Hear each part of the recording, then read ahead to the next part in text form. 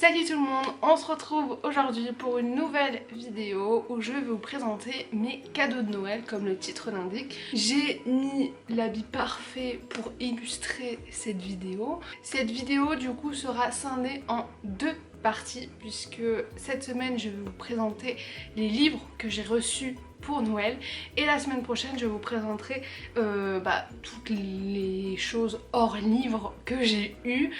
Donc il y a vêtements, puzzles, cuisine, vinyle, enfin il y a de tout. J'adore faire cette vidéo depuis que je suis sur YouTube et j'adore encore plus la regarder. Donc d'ores et déjà, si vous avez fait une vidéo de vos cadeaux de Noël, n'hésitez pas à me la mettre en commentaire ou tout simplement me dire qu'est-ce que vous avez eu pour Noël. Moi, il faut savoir que j'ai été quand même énormément gâtée. Vraiment, je ne pensais pas avoir tout ce que j'ai devant les yeux parce que voilà, c'était en fait c'était une atmosphère quand même assez bizarre parce que on fêtait les fêtes sans vraiment les fêter parce qu'on était en mode réduit. Alors est-ce que c'est ça qui a fait que les gens ont explosé leur budget à Noël? Peut-être, enfin en tout cas je vais vous présenter énormément de choses. Je vous préviens d'ores et déjà, si ce contenu ne vous plaît pas, si vous êtes inconfortable face à une personne qui montre ce qu'elle a eu à Noël, quittez la vidéo, ça sert à rien de rester, ça sert à rien de râler après parce que vous êtes inconfortable face à tout ce que je vous montre. Donc voilà.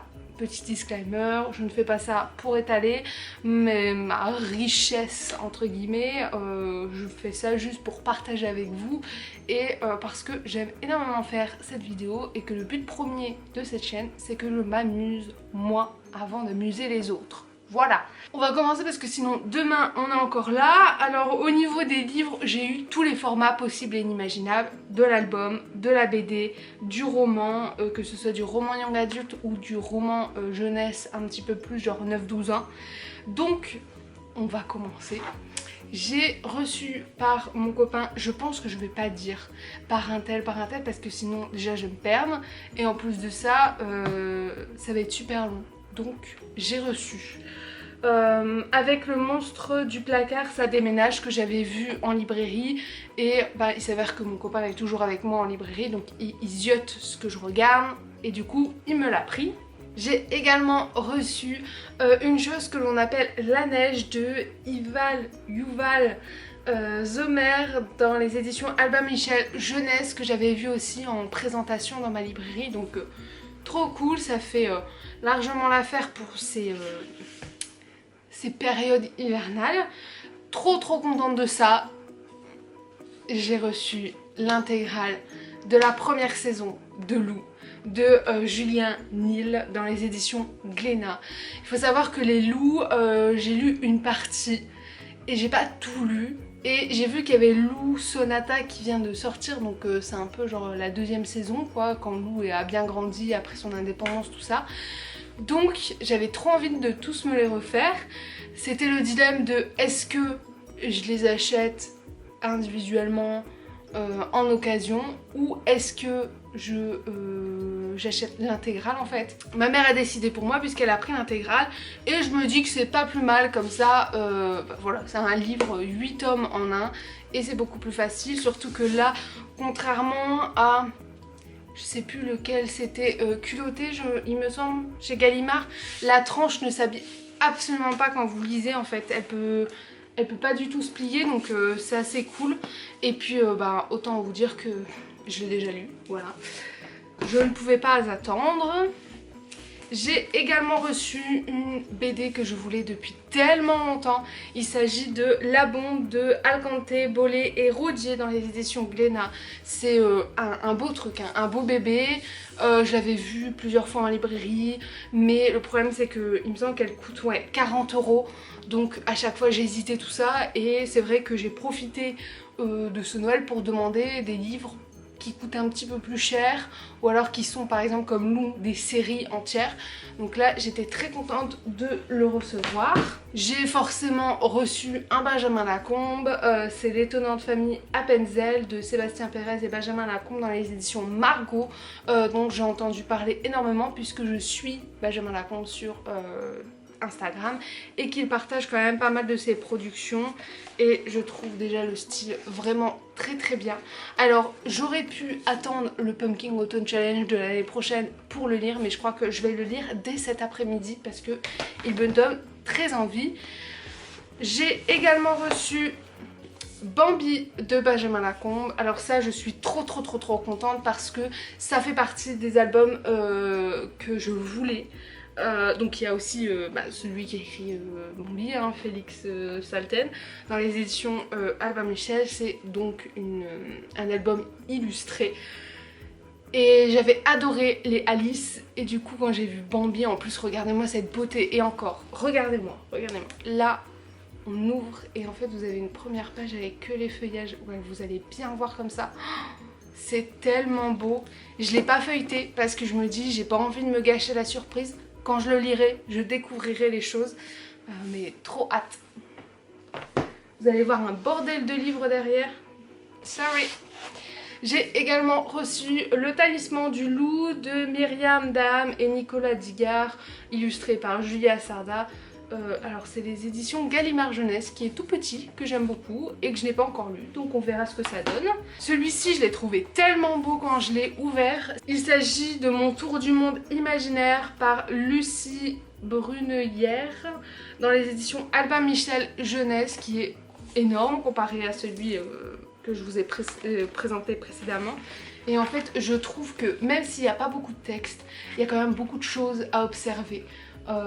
Donc j'ai très hâte de me tourner sur cet album jeunesse et de remarquer tous les petits détails et tout. Je pense qu'il va faire partie aussi de mes lectures de cet après-midi. Incroyable mais vrai. Enfin j'ai reçu le troisième tome de Zombielenium, donc Control Freaks par Arthur Depins dans les éditions Dupuis. J'ai les 2 premiers tomes, je les ai lus, j'ai déjà lu le troisième. Je vous le présenterai peut-être dans un point lecture si j'ai le temps parce que je me dis les semaines passent, les vidéos s'enchaînent et des fois j'ai pas le temps de faire les vidéos que je veux faire parce que pas trop le temps quoi. Mais en tout cas, c'est une série que j'aime beaucoup et je pense me prendre le 4e tome très prochainement pour savoir la suite des aventures. On a terminé avec les albums et les BD. Je vais commencer par les romans. Elle m'a pris le tome 4 et 5 du Monde de Narnia. Je pense que tout le monde connaît le Monde de Narnia, que ce soit par écrit ou en film. C'est une série que je continue. Alors je prends ces éditions là que je trouve magnifiques. À chaque fois c'est une couleur différente. Là c'est Le Prince Caspian donc, qui est le film numéro 2 et L'Odyssée du Passeur d'Or qui est le film numéro 3 et qui correspond au tome 4 et 5. On se demande ce qu'ils ont fait à la production mais ce n'est pas grave. En tout cas j'ai très hâte de les lire parce que du coup je vais voir si ça ressemble au film parce que le premier ressemblait énormément au film, donc on va voir si au moins ils ont été fidèles sur ça. Et puis j'espère que j'aurai la fin de la série bientôt pour arrêter d'en demander à chaque Noël parce que je crois que j'en demande à chaque fois à Noël pour combler à chaque fois. J'ai eu le dernier tome des Chroniques lunaires donc de Marissa Meyer, Winter, qui est le livre 1, 2, 3, 4, 5. Enfin 4, mais il y a un préquel de Levana entre Grèce et Winter que j'ai lu du coup dans les éditions Pekachi. Alors je suis trop dégoûtée parce que je viens de voir que ma tranche est un petit peu abîmée. Alors moi j'ai un problème avec les tranches, il faut pas m'abîmer les tranches, sinon vraiment. Mais là je pense que forcément avec un gros livre comme ça c'était forcé. Je vais enfin pouvoir finir cette série, je suis très contente. Alors je vais pas le lire dès demain mais on va essayer de le lire cette année parce que j'ai très envie de finir enfin cette série que j'ai depuis des années et vu comment il est gros je pense qu'il doit se passer énormément de choses, donc très hâte. Trop contente de vous présenter ce livre-ci. Il s'agit de La 9e maison de Leigh Bardugo dans les éditions de Saxus. Je ne sais pas.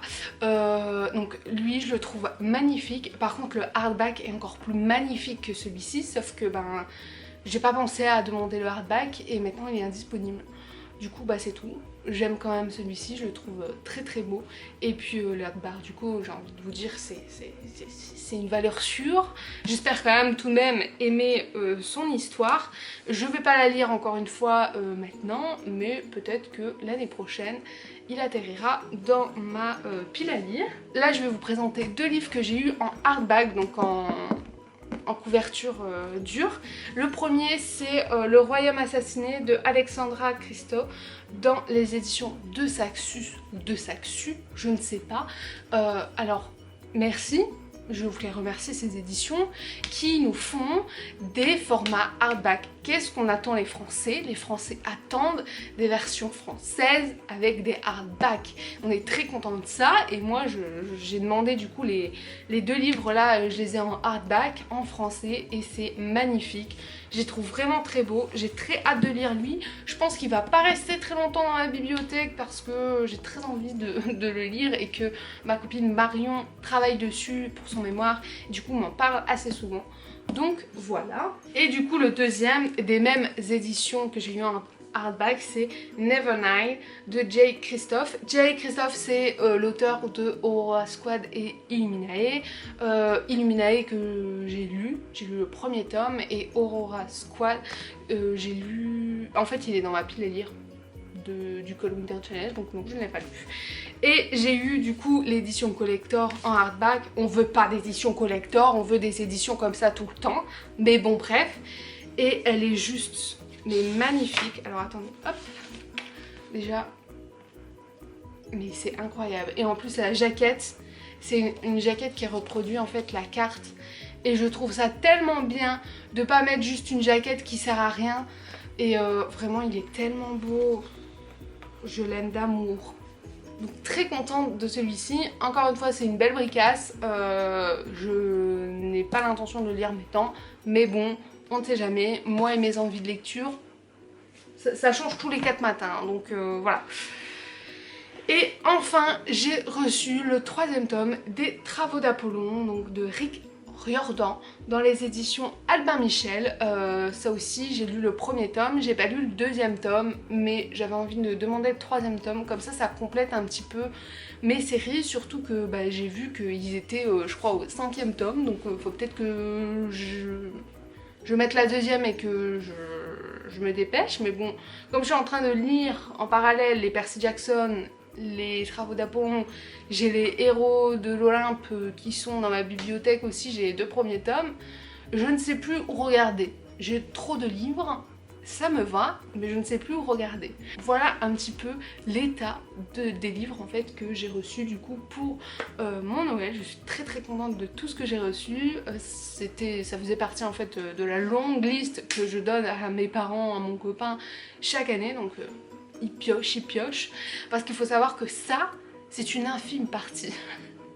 Puisque j'ai reçu aussi à côté de l'argent, notamment par mon père et mon grand-père, que j'ai acheté des livres avec l'argent de mon père, de mon grand-père, et ça je vais pas vous le présenter dans cette vidéo là parce que sinon elle va durer 35 ans, donc je vous fais une nouvelle vidéo haul où je vous présenterai les achats que j'ai fait avec leur budget. Donc voilà, on va passer à la 2e partie que vous verrez du coup la semaine d'après. Je vous souhaite d'ailleurs une bonne année, une bonne santé. On espère que ce climat va s'adoucir et qu'on va passer une meilleure année 2021 qu'une année 2020, hein, soyons clairs. Donc voilà, on croise les doigts, on reste positif. Moi je vous retrouve la semaine prochaine pour la 2e partie. Ciao ciao!